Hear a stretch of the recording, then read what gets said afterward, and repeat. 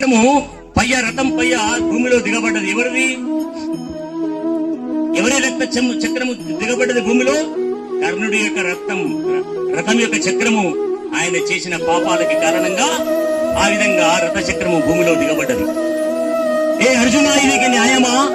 అసలు శస్త్రాలు లేకుండా నా రథ చక్రం యొక్క పయ్యను నేను పైకి లాగుతున్నా కదా, ఇలాంటి సమయంలో నాతో యుద్ధం చేయడం న్యాయమా, ధర్మమా? ఇది ఎంతవరకు నీకు న్యాయమేంటిదయ్యా? నా దగ్గర ఏమీ అస్త్రశస్త్రాలు, మిజైల్స్ కూడా లేవు కదా అని అడుగుతున్నాడు కర్ణుడు అర్జునుడితో. అర్జునుడు భోలాశంకరుడు తన అస్త్రశస్త్రాన్ని, తన మిజైల్స్ అన్ని కూడా నేల విడిచాడు. అచేతనంగా నిలబడిపోయాడు.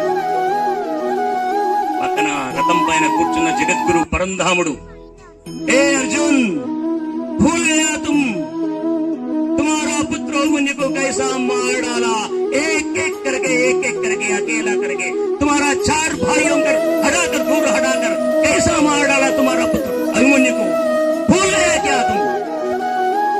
ये द्रोही ने क्या कहा था मेरा बहन द्रौपदी को, वेश्या बोलकर पुकारा था ना, मार डालो बदमाश, उठाओ तुम्हारा धनुष्य को, मार डालो बदमाश कर्ण को అని హితబోధ పలికిన, కర్తవ్యాన్ని బోధించిన ఆ విధంగా భగవద్గీతనే ఇవాళ ప్రపంచ దేశాలకు మన ప్రధానమంత్రి గారు.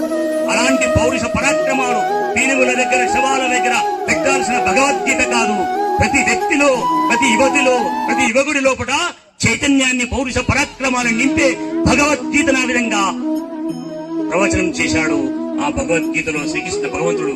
అలాంటి భగవద్గీతలో అలాంటి అర్జునుడిని వాసుడిగా, అలాంటి యొక్క అర్జునుడిని నిర్మాణం చేస్తున్నది నిత్య శాఖలో రాష్ట్రీయ స్వయం సేవక సంఘము.